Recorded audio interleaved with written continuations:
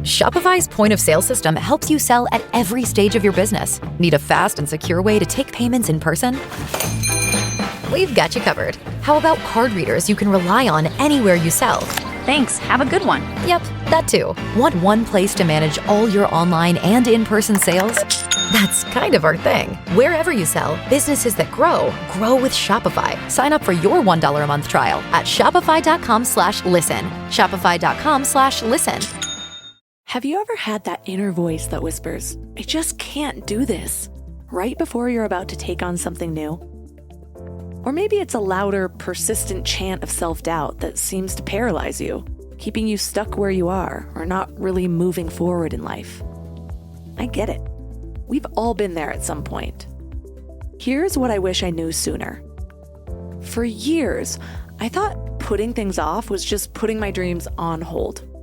What I didn't realize was that every time I listened to that doubtful programming and talked myself out of something, or just didn't do anything about it at all, I was strengthening that voice. So I wasn't staying where I was actually moving backward. I started thinking it was my intuition, guiding me to safety. And I did get one thing right. Our brains do try to keep us safe, which is why we get nervous or anxious when we step out of the familiar. But what I didn't know is that that is not my true inner voice. It's my reptilian brain. It's the part that's been running the show since our caveman days.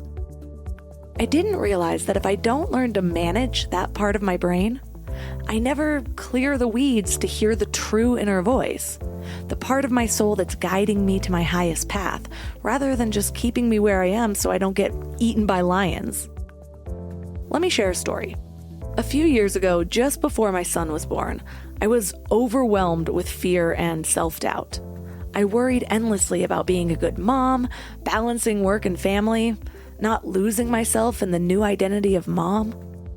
Well, one day, after a very sleepless night, mostly due to acid reflux and baby kicks, I looked in the mirror and said, Melissa, you have no other choice. You're doing this, so be in it. There was no room for try or maybe. It was more like, I must. And you know what? Something changed. That fierce determination started to fuel my actions. Those next few months ended up being a productive powerhouse for my business. And guess what? I figured the rest out. Well, I am figuring the rest out. But honestly, something shifted in me that I still carry with me to this day. Like an internal agreement that if I'm in, I'm in. And that's powerful. Imagine moving through life with a sense of purpose and alignment. Making choices not from a place of fear, but from a place of confidence. Well, that's exactly what we're diving into today, the concept of wise confidence. Our guest is Giovanni Dienstmann. He's been on the show before, and he actually produced a masterclass for our membership. He's a self-discipline coach, meditation teacher, and author who focuses on the intersection between wisdom, peace, and power. He's helped executives, entrepreneurs, artists, and pro athletes to live a more focused and purposeful life. So 3 key things we will learn are when we should take a different approach to self-acceptance, how to develop an aspirational identity, and the 3 pillars of self-confidence and how they can transform your self-image. This episode is sponsored by BetterHelp. Let's be real about something. Workplace stress is not just part of the job anymore. 61% of people are dealing with stress levels that are way beyond normal, and it is not sustainable. I used to think that grinding through stress was some kind of badge of honor. Push harder, sleep less, ignore what your body was telling you. And it nearly broke me when I was working for startups. And look, maybe that voice in your head telling you to make a change is right. Maybe you do need to quit your job or completely flip your life. But whether you're making big moves or just trying to survive your current situation, you need tools to handle it well. And that's where therapy comes in. Modern therapy teaches you how to set boundaries without the guilt, how to trust your intuition instead of second-guessing yourself constantly, how to make better decisions from a place of clarity instead of chaos. And BetterHelp is the world's largest online therapy platform with over 30,000 therapists. They've got a 4.9 rating from 1.7 million reviews because it actually works. You can talk to someone from anywhere, and you can switch therapists anytime if it's not the right fit. A vacation won't fix chronic stress, but the right support can help you navigate whatever comes next. As the largest online therapy provider in the world, BetterHelp can provide access to mental health professionals with a diverse variety of expertise. Unwind from work with BetterHelp.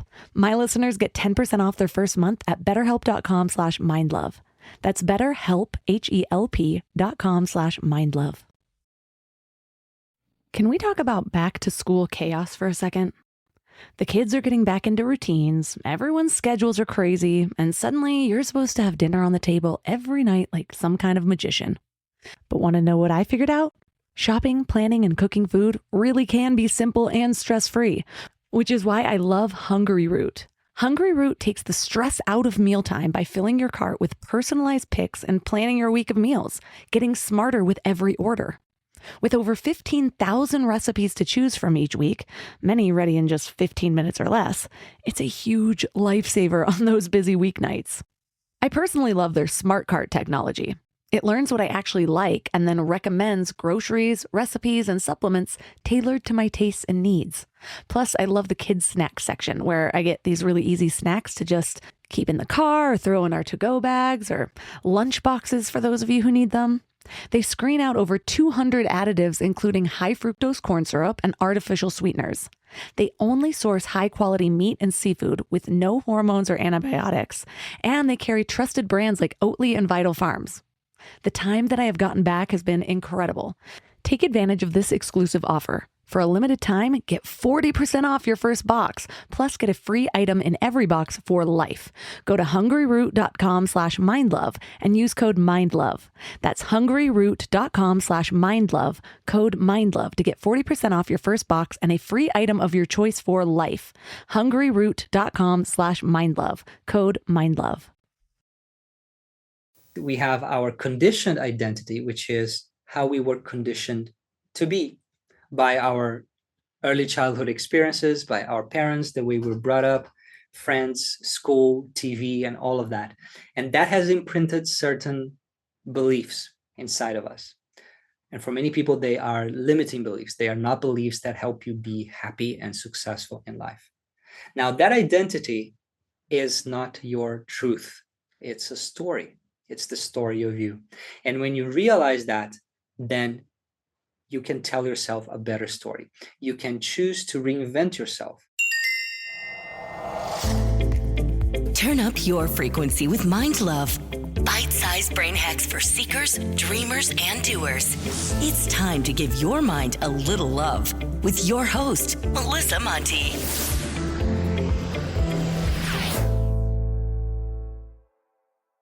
So you've been up to a lot since we last spoke, and I am curious, what has inspired your latest book into the topic of wise confidence? So I realized that confidence is such an important skill or virtue or quality, however you see it. And many people who need more confidence, they don't necessarily connect with the way confidence is being taught and presented by, mainstream self-help out there. Because there is this concern, if you are more in the mindfulness world, in the spirituality and meditation world, you want to be confident, but not to the point where you become conceited or arrogant or selfish, domineering, or any of these things that are associated with overconfidence. And I realized that I had figured out that balance between the two, and many people were really interested in how can we be confident without being arrogant. So that is the birth of the book. That is the premise of the book. I will say that confidence has been one of the biggest transformations I've experienced since really being more intentional about creating a life. And you're right, there's this resistance to it at first, especially when you have that sort of cognitive dissonance that it could be perceived negatively. And so I realized I had spent a lot of time resisting that. And because of that, I wasn't stepping into everything that I was capable of. So I'm curious, what do you see as the difference between being confident and being arrogant? When you, so there are three elements here. On one extreme, we have self-doubt. On the other extreme, we have overconfidence. And in the middle, we have a balanced form of confidence. I like to call it wise confidence. So in the extreme of self-doubt, you underestimate yourself. You don't know what you're capable of. You're not betting on yourself. You defeat yourself before you even begin. In the other extreme of overconfidence, you are underestimating the path ahead. You think it's going to be easy. You think that the obstacles, there are not going to be any obstacles. And if they show up, it's going to be a piece of cake. And therefore, you're also not showing up with all that you've got because you think that all you need is a little bit of an effort to win. And in the middle, what I call wise confidence, you are not underestimating yourself. You are not underestimating the challenges. You're simply focused on showing up as your best self. That's it. Not thinking about yourself much. You're focused on showing up with the 5 elements of confidence: determination, integrity, self-belief, courage, and optimism. Talk more about courage and optimism. How do those contribute to self-confidence? Sure. So courage is our willingness to face fear. It means that there is a situation in our life that we want to go there. It feels meaningful. It feels aligned with our values or with our goals. But at the same time, there's obviously a risk of pain, be it physical pain, emotional pain, financial loss, whatever it is. We see that there is an opportunity, a risk for pain. And courage is that willingness to say, you know what, I am going to move forward, even though there may be some experience of pain, even though there's a risk of loss, because this is important. And when you do that, you are saying that you trust yourself. You are saying that you're not afraid of the obstacles that may come. And that sends a message to your subconscious mind, to your nervous system, that you are strong, that you don't need to be extra careful and conservative, that you can take bold steps, and if difficult things come up, you're able to face them. So people who have more courage, naturally they experience more confidence, and vice versa. You can work on any of these two and you will get more of the other as well. And then optimism optimism is about believing that it's not about believing that things are going to happen your way always. It's not about having a naive expectation about reality. That leads to suffering. That leads to trouble.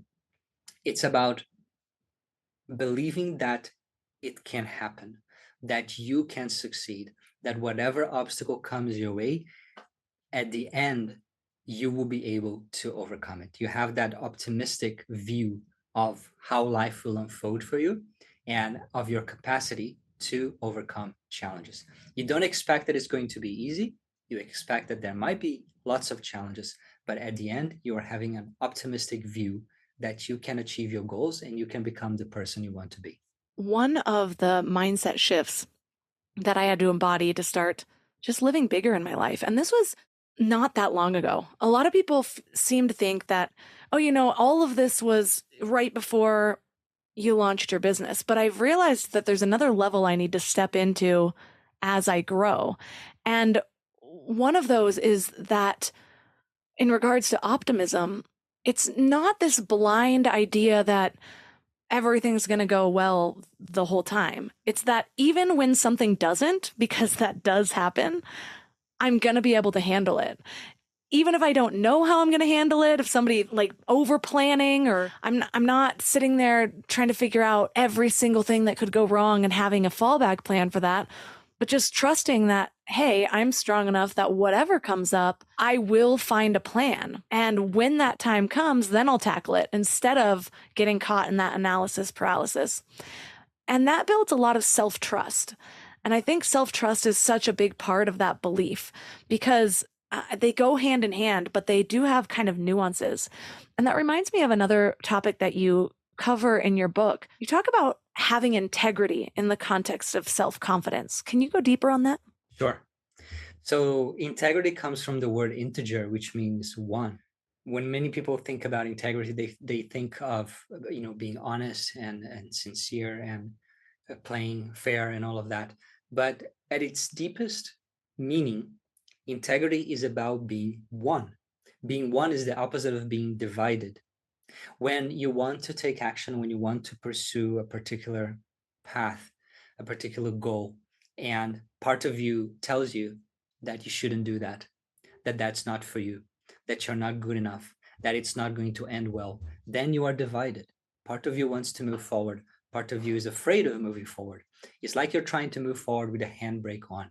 You're gonna use a lot of gas and you may not go very far.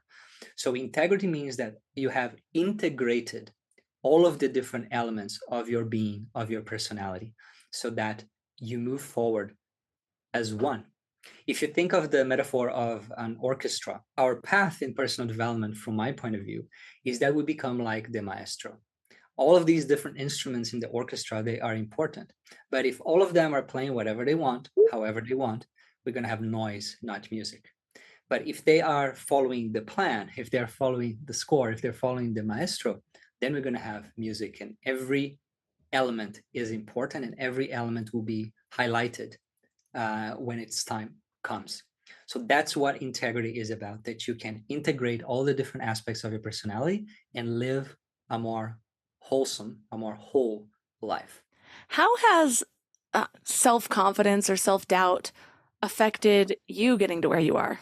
So self-doubt is a visitor. I see self-doubt as a visitor. It comes and goes. And doubt in general, is this going to happen? This is difficult. This is unlikely. Like, these thoughts can come. Can I do this? I don't know. Maybe this is the maximum I can go, and that's it. So these thoughts can come, but I know that I can choose which thought to believe in. And if I believe in the thought of doubt, it robs me of energy, and it makes it less likely that I will achieve anything great. If I believe in the thought of confidence, of self-belief, it doesn't mean that I'm always going to achieve what I set out to achieve, but it increases the chances. And so what I found out in my life is that if you have a balanced sense of confidence, a confidence that is not blind, that's not blinded by arrogance, then you are, by that very act of believing in yourself, you are increasing your chances for success and your chances of well-being. There's a quote that I have been just really stewing in lately by Bob Proctor. And he says, both faith and fear require a trust in the unknown. And when you put it that way, so many people have this resistance to the confidence, like we talked about, and they're worried that it's going to be that sort of blind arrogance. And so it takes a lot for people to step into that because they feel foolish. Like, how am I going to trust this thing I don't have a lot of evidence for? Mm-hmm. But it's ironic when you really consider how much time we spend worrying. And most of the time we don't have a lot of evidence for those worries either. But that seems perfectly normal. That seems like being smart. And so if you can just take that and it's like, okay, if I'm going to spend all this time thinking about something that has not yet happened, regardless, why not go the positive route? Why not let my mind play with what's possible? What if this works out? Rather than the opposite, which tends to be our default.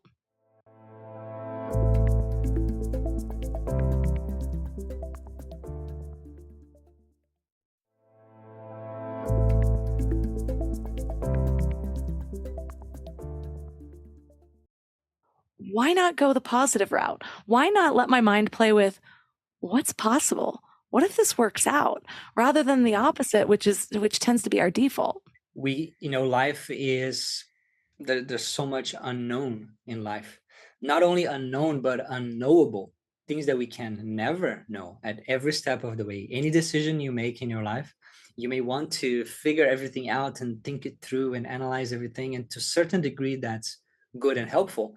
But there will always be so much that you don't know and cannot know. And still we need to live. Still we need to make decisions. So when we realize that our human life is moving through the unknown and there's no escaping that, then your only question is, how will I relate to the unknown?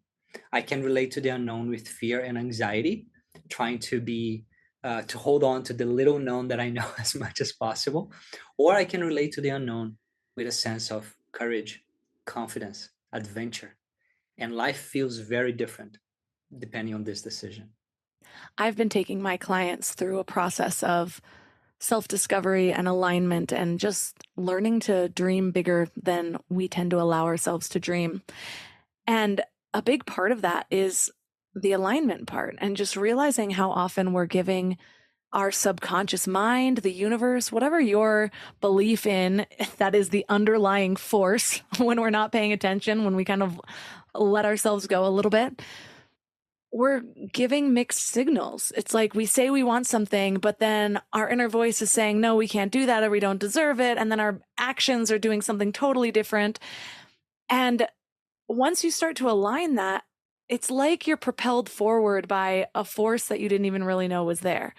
And that force is so great. I like to break it down to both the universe, the subconscious mind, because so much of our brain is working towards something. It's like we set it and we forget it, and it's working towards something. But if we're not conscious about what we're creating or about what we're moving towards, then it's still going to be going all these other ways. The thing that you said you wanted last year, the thing that all of your limiting beliefs are saying. And one of the things that you teach about is being undivided within yourself. So I'm curious, how do you approach that idea of being undivided? Is that the same concept of sort of aligning all of these parts of what you're going toward? Yeah, I think being undivided, integrity, alignment, all of this is pointing to the same process. The first step with this is really awareness, that you are aware that there are different parts inside of you. Each of them has its own likes and dislikes and its own agenda and desires and fears, but they're all part of you, and no part of you is against you. It's against the system itself. It's just there's a part of you that likes to play safe so that it feels safe, and it's doing that for a good reason.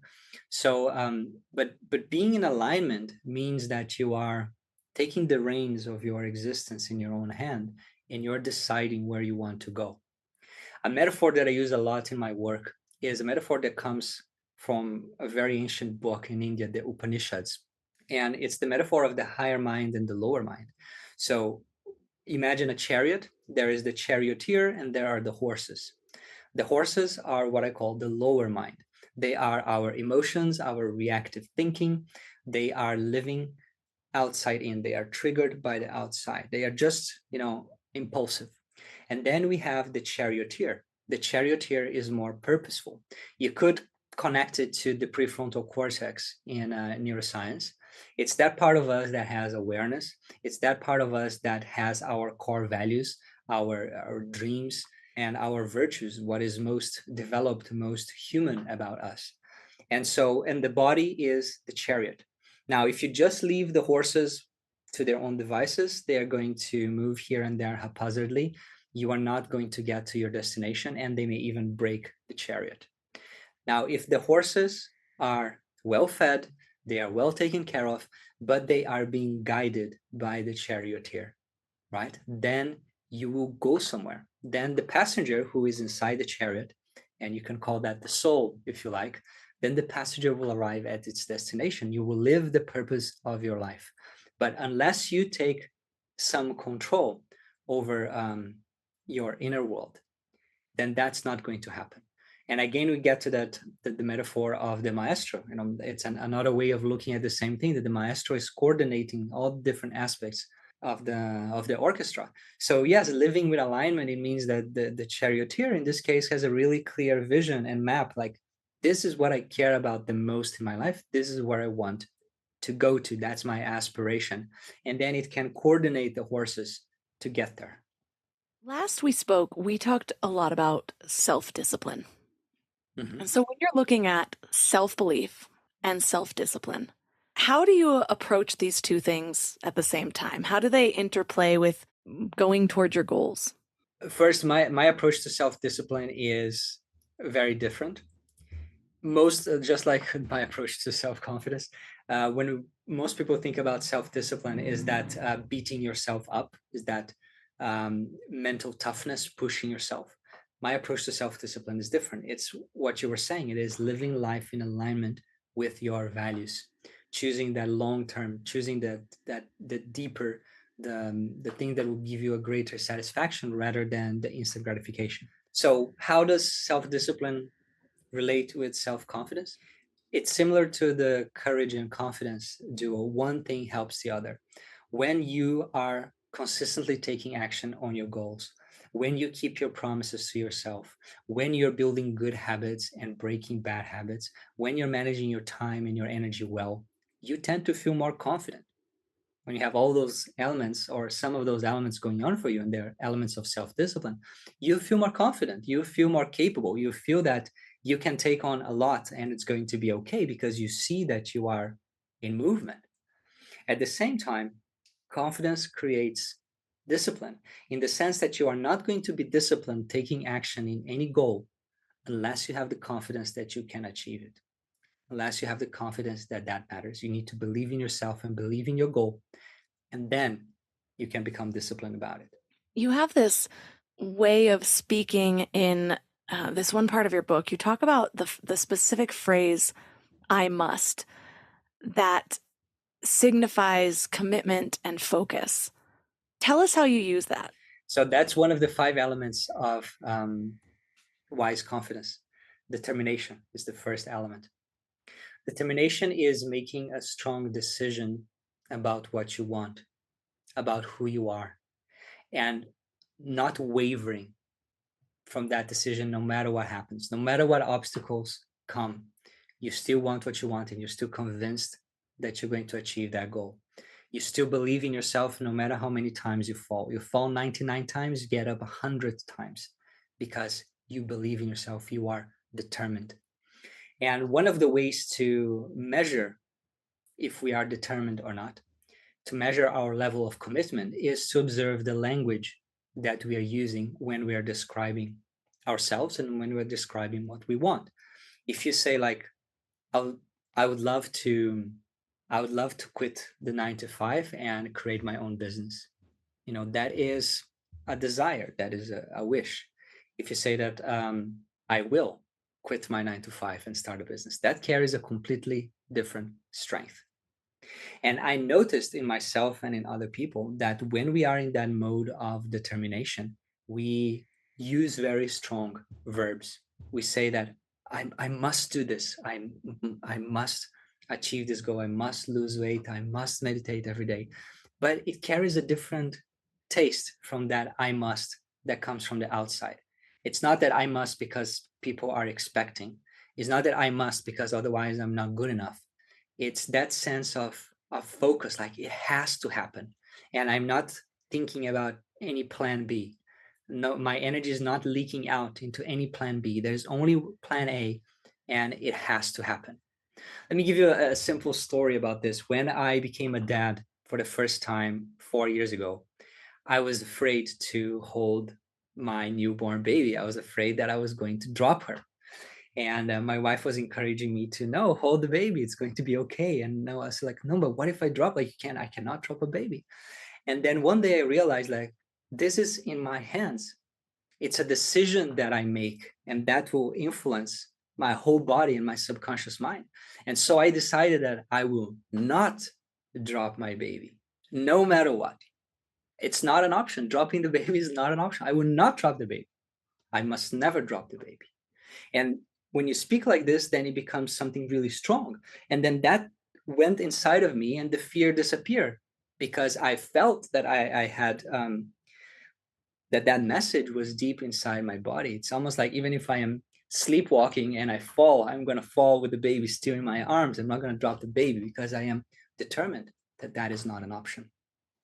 And likewise, we see cases where there have been documented cases where the mother will lift a car to save her child from under the car, and she's completely unable to do that in any other circumstance because it's lifting a bloody car. But in that moment, there is no other option. I must lift this car, and therefore she does.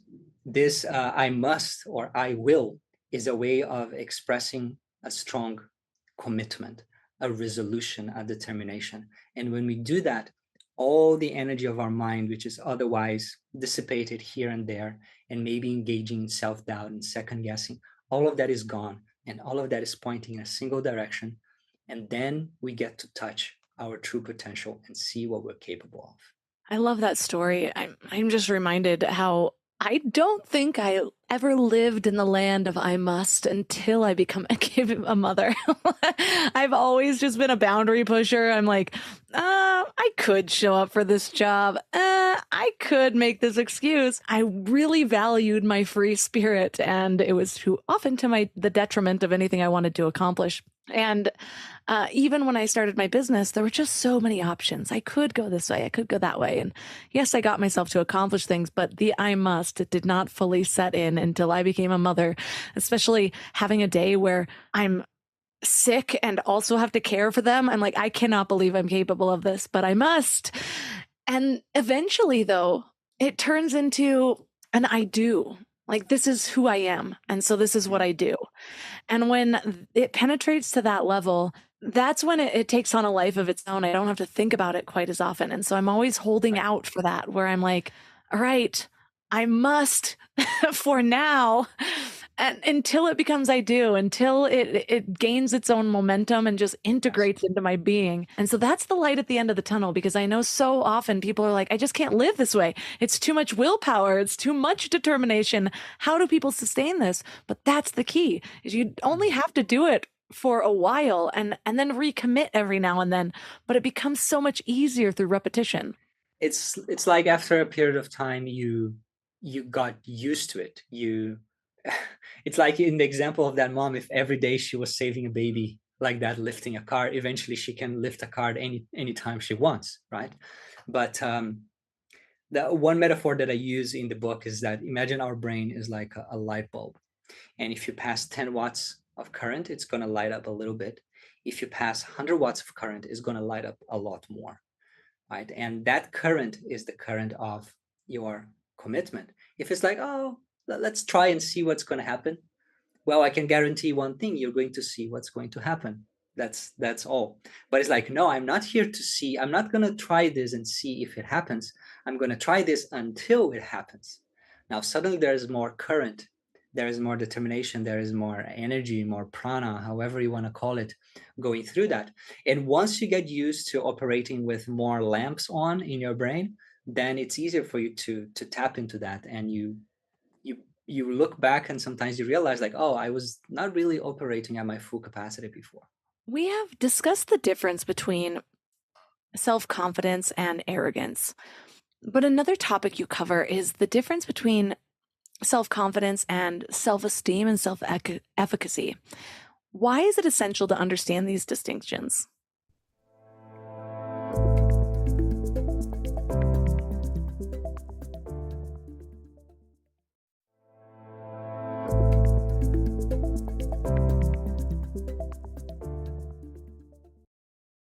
We have discussed the difference between self-confidence and arrogance. But another topic you cover is the difference between self-confidence and self-esteem and self-efficacy. Why is it essential to understand these distinctions? The distinction with self-esteem, it's I wouldn't say it's essential, it's just helpful, because a person may have high self-esteem and low self-confidence, or vice versa. They don't always come together. Self-esteem is how much you like yourself. Do I like myself? Am I valuable? It answers that question. And self-confidence answers the question, am I capable? Can I make things happen? And you may love yourself but not have a great opinion about your own capacity because you haven't trained that skill, that way of thinking. Or vice versa, you may have self-loathing, but you know that you can get things done when you focus. So they are two different things. It's just that usually there is a big overlap. Usually by increasing one, you also increase the other. But then self-efficacy is a little different. Self-efficacy is what most people would consider competence. It's confidence for a particular thing. So if you're good with computers, you have self-efficacy when it comes to computers, when it comes to problem with tech and the internet. But that doesn't mean that you feel confident when you're talking to a stranger, because they are different skills, and your confidence is isolated to that particular area in which you have competence. So self-efficacy is confidence for a particular area, and that is based on past successes and some other elements. While confidence is a more generalized self-belief. It is more connected to your self-image, to who you believe you are. If you believe that you are the type of person who has unlimited potential, and that you always figure out solution to problems, and that there's a lot of strength inside of you that you can tap into when you need, then you will be confident. And that doesn't have this is one thing that people don't realize, that confidence has no requirements. Competence has requirements. You become good at something, you're competent at it, you will feel that self-efficacy in that area of your life, which may not translate to any other area of your life. But with self-confidence, there are no requirements. The only requirement is that you choose to believe in yourself. Self-confidence is a synonym for self-belief. If you choose to believe in yourself, you believe in yourself and you will be more capable. If you choose to doubt yourself, you will doubt yourself. And by that very doubting, you become less capable. And if you want a visualization of that, just spend time with a baby. They're just so confident. They'll walk right off the couch, just expecting to be caught. No qualms that they're about to fall 3 feet. My little baby's like, we call him a bulldozer. Or a wrecking ball. He just like dives into things. But then I'm reminded, I love what you said about, or reminding us about how we can really like ourselves and also not believe that we're capable. It's like we all have that friend that is awesome to hang out with, but we would not ask her to watch our dog. It's like, I don't trust that you're going to remember to feed him. And so if we feel that way about ourselves, it's like, yeah, awesome personality, but not so good on the goals. Then there needs to be some sort of connection there. Right, absolutely. Yes. When we're talking about self-confidence and the kind of self-confidence that's unshakable, say somebody's listening right now and they're like, I just don't even know where to start. I don't know how to get there. And often we're told, well, it takes that first step. You have to start building evidence for this and then focus and whatever. But what if it's too scary to take that first step? How do you coach people into beginning that journey of building self-confidence? It depends on how much time I have to work with them. If I have 12 minutes. 12 minutes. Well, I usually work with 12 weeks. I usually have 12 weeks. If I have 12 minutes, probably the thing that was going to give results most quickly is getting into the habit of facing your fears. In psychology, this is known as exposure therapy. And it's basically breaking down something that you are afraid of doing, something that brings negative emotion, perhaps anxiety for you. Break it down to the smallest bit of that action that is still somewhat uncomfortable, so that you're stretching yourself, but not too much that you freeze. And then you go and take action. You go and do that thing. It might be talking with a stranger. It might be publishing your guided meditation. It might be, telling a joke in a public setting. It might be asking for a discount. It might be going to a dance class. Like whatever it is that feels like it stretches you a little bit, but it doesn't freeze you, then go through that experience until you are comfortable. And when you're comfortable, what it means is that your comfort zone has become bigger. And if you do this every day, you are building that experience that, you know what, I can do much more than I thought I could. And then you don't doubt yourself so easily anymore, because you can break down something that seems scary or overwhelming or impossible into baby steps and go through them little by little and build that confidence that, hey, I'm doing this, I'm taking steps, I'm getting momentum, so I don't need to fear it anymore. I would say that that's probably the most practical thing I would say if I don't have much time with the person.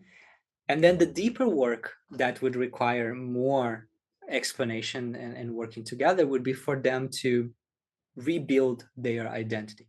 Rebuilding identity is the core theme of the book, that we have our conditioned identity, which is how we were conditioned to be by our early childhood experiences, by our parents, the way we were brought up, friends, school, TV, and all of that. And that has imprinted certain beliefs inside of us. And for many people, they are limiting beliefs. They are not beliefs that help you be happy and successful in life. Now, that identity is not your truth. It's a story. It's the story of you. And when you realize that, then you can tell yourself a better story. You can choose to reinvent yourself.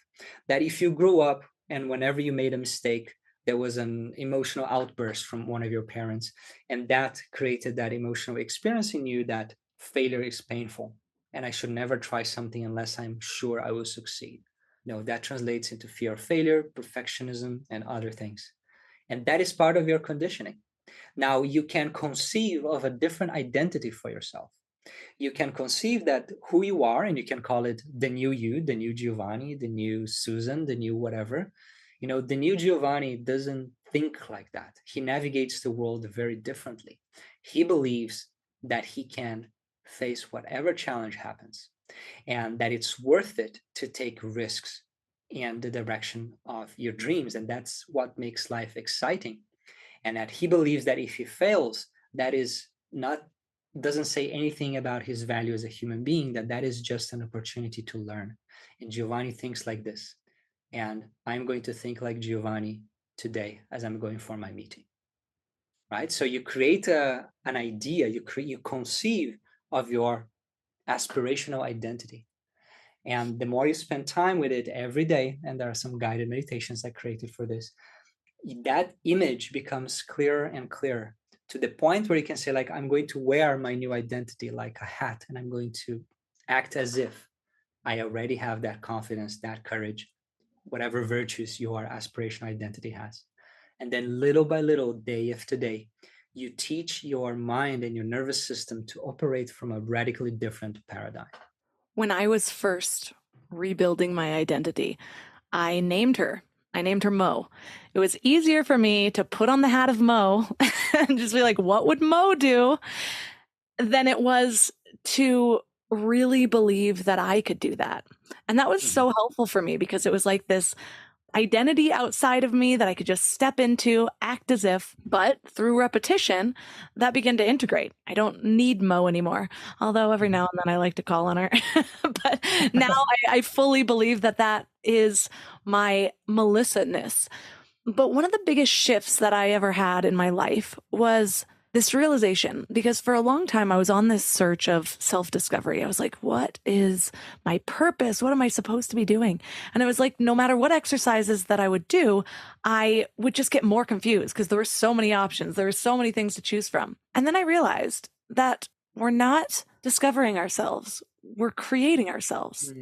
And that authentic self, the truth of my authentic self is that I am a powerful creator of my reality. And when I started to see that as me, then all the possibilities became opportunities. And instead of trying to find the right one and being afraid that I was going to pick the wrong one, I got to choose which one brought me the most joy, which one I was most excited to move toward. And so I love that idea of realizing that we are rebuilding our identity, that we're creating our identities even when we don't realize that we're doing that, because every choice is bringing you toward one way or another. And so you've created the personality that you have up until now. Chances are it just hasn't been with as much as intention as is possible for you. Yes, absolutely. I like to say, be a creator, not a creature. When we realize that we are the creator of our lives and we take on that role, and we take full ownership, full responsibility for our lives, then we are living inside out. As I say in the book, there's a vision inside of us, and we are expressing that into the way we think, into the way we feel, into the choices we make, into our actions, and into our environment. Now, the opposite of this is that we are being a creature, and a creature lives and dies by its environment. So what other people are thinking of me, and this happened, so therefore I feel bad about it, and I don't know if I can still succeed or not. So when the environment is dictating who you are and what you feel, you are living outside in, and that is very disempowering. I think back to my childhood, and I was an only child for most of the time. I had some step siblings eventually, but I always thought it was amazing how I had such a supportive environment. There's something about being an only child. I've talked about this with my husband before, where he had a lot of siblings, and so he had to figure out which way to stand out. Like, this is the athletic one, the artistic one. And they all kind of meshed, but they each had their own little identities. And I'm like, I'm going to do all the things. But growing up, after reading Carol Dweck's book on growth mindset, I was realizing how often I fell into that trap of being praised for so many things that eventually it got to a point where I actually didn't like to publicly try things that I didn't know that I was going to be good at. And it's such a slippery concept because, especially as a parent, I find myself overpraising my child. I want him to think he's incredible because he is. And he is so smart at so many things. And I have to watch myself because every now and then I'll be like, oh, you're so smart. You're so this. You're so great at this. And then I'm like, oh, dial it back. You're so great at trying. You always get back up when you fall. My 3-year-old knows the word resilience. Pretty proud of that one. but it's just interesting when we look back, because you talk about how childhood conditioning can contribute to low self-confidence, but sometimes it happens in these really sneaky ways where it's not that we had these parents or a situation where people were telling us we can't. They were telling us we could, but in a way that shaped us to, not want to lose that identity by failing in front of people. How does that affect, you have a 4-year-old. What are some of the things that come to your mind when you're raising him where you're like, the knowledge I have, I almost wish I didn't have this knowledge because I'm worried that I'm ruining them all the time. Or is that just me? No, it's, I raise her in a very deliberate way because of all my studies and personal growth and meditation. And she practices meditation with me since she's 3 years old, and she can barely sit still for 1 minute, and she dances in the middle, but everything goes at this stage. And I am basically helping her understand what she can do or what she cannot do. So, for example, sometimes when she is walking and she gets tired, or dare I say lazy, and she say, "Daddy, Gio, please carry me." I say, like, "No, you can walk by yourself." And she's like, "No, I'm tired. And then one day I told her, when you are tired and you think you can't walk anymore, then you just say, "Willpower, I can do this." And then you run. And now she loves it. Like when she gets to that point, I just say, just yell willpower. And then she does it and she runs. It's amazing. That is adorable. I find myself wanting to, because I know that modeling is the most important piece, because they're not just listening to what we say, they're watching what we do. And that's where they really want to move towards more often. And it's so easy to be like, well, I can't do yoga or meditate or whatever in front of the kids because they'll distract me the whole time. But it does take this specific type of intention to be like, okay, I know I'm not getting anywhere. Maybe this is the work. I've heard of monks having to go meditate in Times Square and whatever. So maybe you just need to really do it around a toddler. But you've inspired me. I'm going to meditate in front of my son. Thank you for that.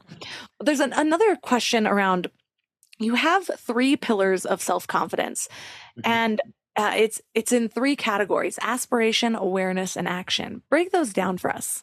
So aspiration is you creating the person you want to be, designing your aspirational identity. And the clearer that is, the more you're going to have a shortcut to become that person. And there's so many self-development books and retreats and programs out there. But at the end of the day, it's about having clarity. What are the most important things for me in this phase of my life? Maybe it is to slow down and develop patience. Or maybe it is to raise my energy levels and learn to believe in myself. So you choose what I call 3 power words, that are those words that represent the things that your aspirational identity has that you don't have yet. There are those 3 qualities that would make a big difference in your life.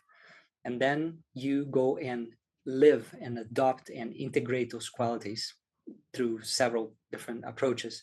But basically the aspiration pillar is this: you creating a very clear image of the person you want to become.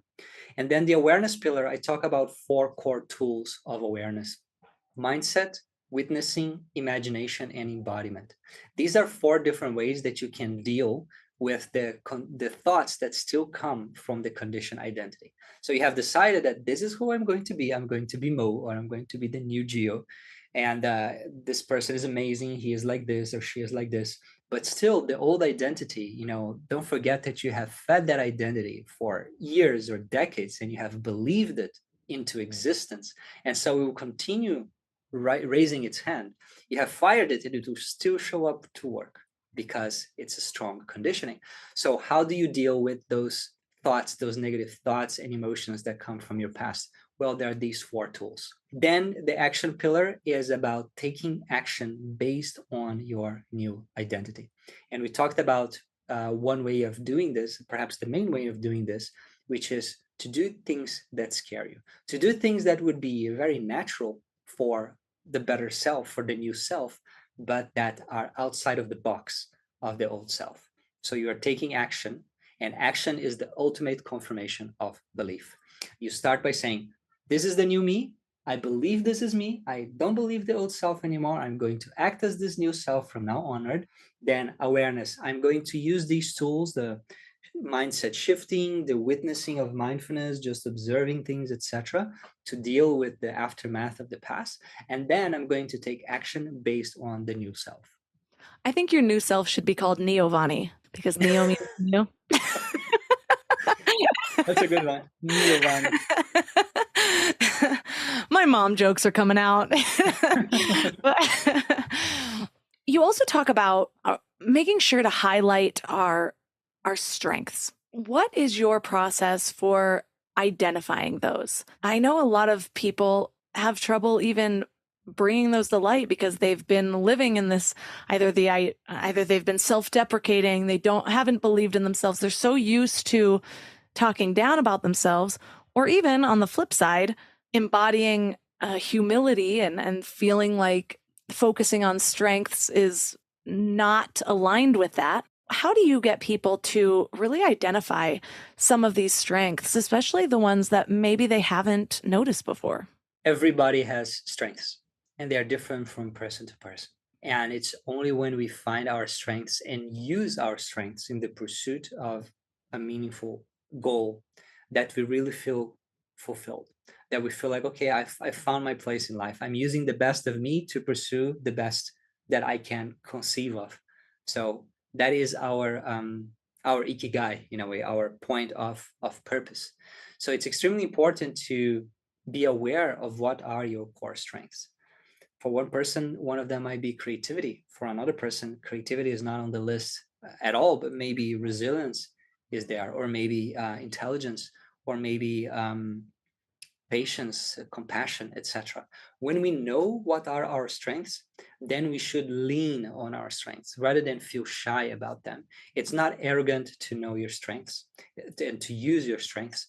People who make you believe that it's arrogant to own your strengths, those people don't want you to be powerful. They want to keep you small, maybe because you are highlighting their insecurities, their inadequacies.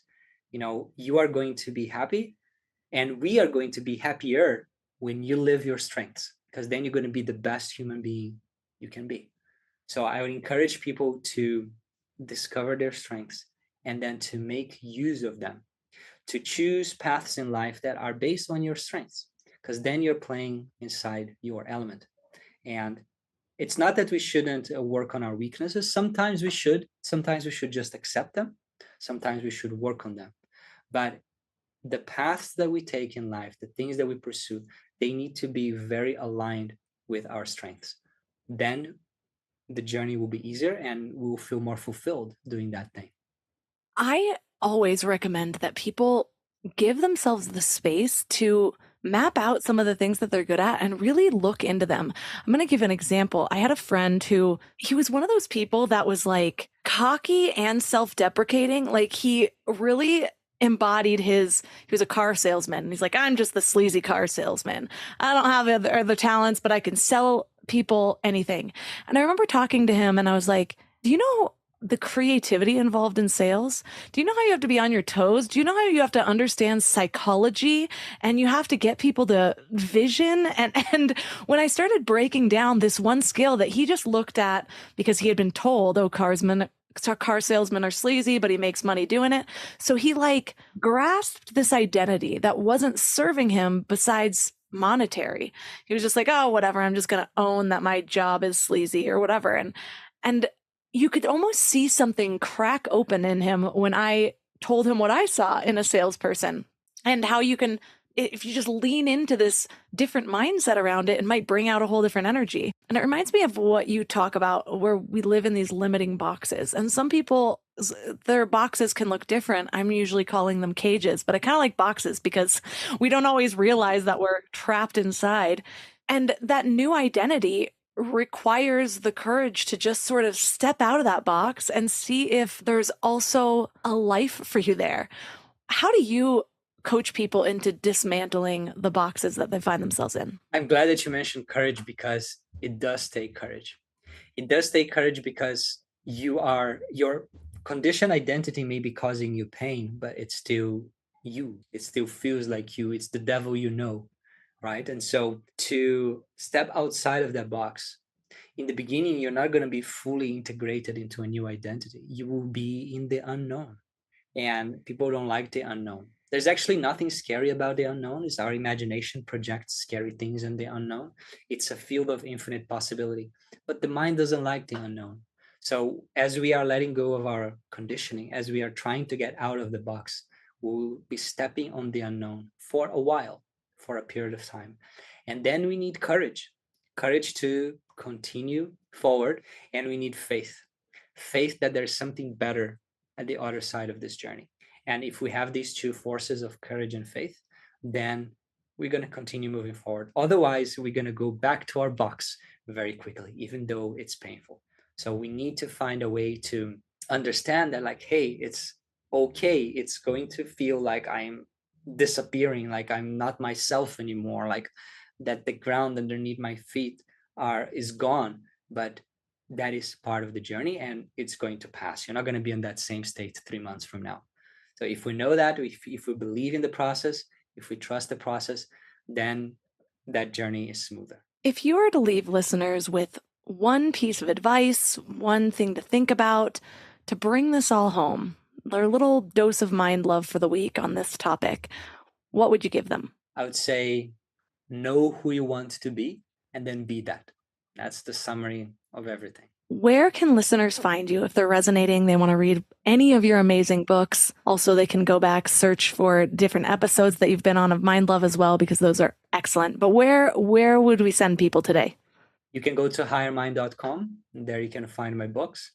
And you can also find an app that I have created with some guided meditations and exercises to implement all of this.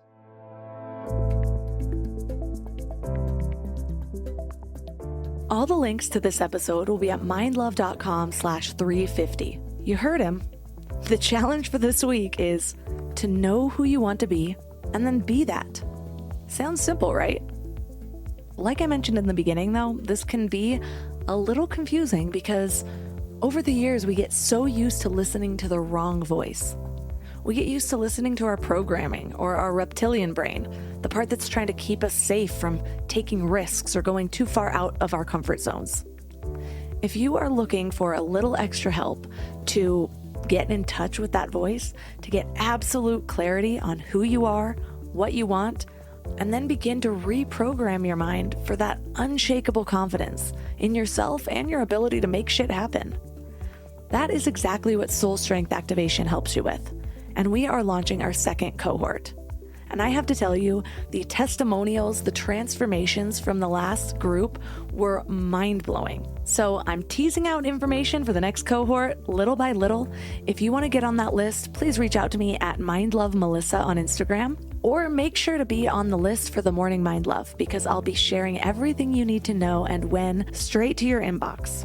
Spots are limited, so if you are ready to completely change your life in a fraction of the amount of time that it would take you if you were to pursue the trial and error route, reach out to me, get on the list, we'll talk about it, see if it's right for your situation. So again, reach out to me on Instagram at mindlovemelissa. If you want to experience a similar transformation while basking in luxury, we also have a retreat coming up. And I just wanted to say a quick disclaimer about this because I know when I was first planning this, I got all excited and I said, I think I'm going to do these regularly. I am realizing as this unfolds and as I realize how much work it really takes to just throw together A beautiful, transformative, luxurious retreat with all of the best that Southern California has to offer. It is a lot more work than I anticipated it to be, so this may be the only Mind Love retreat. So if you're interested in getting in on the potentially only Mind Love retreat, find out more at mindlove.com/retreat or reach out to me on Instagram at mindlovemelissa. And you can find any of my amazing sponsors at mindlove.com/sponsors. And that's all for today. So thanks for giving your mind a little love today, and I'll see you next week. Thanks for tuning into Your Higher Frequency with Mind Love. Head to mindlove.com for a free gift to keep your vibes up until next week.